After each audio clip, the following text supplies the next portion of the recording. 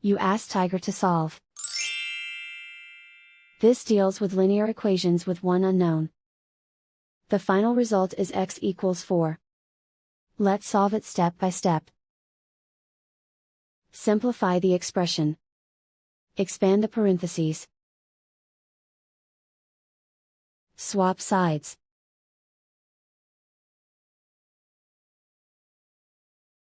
Group all constants on the right side of the equation. Add 4 to both sides. Simplify the arithmetic.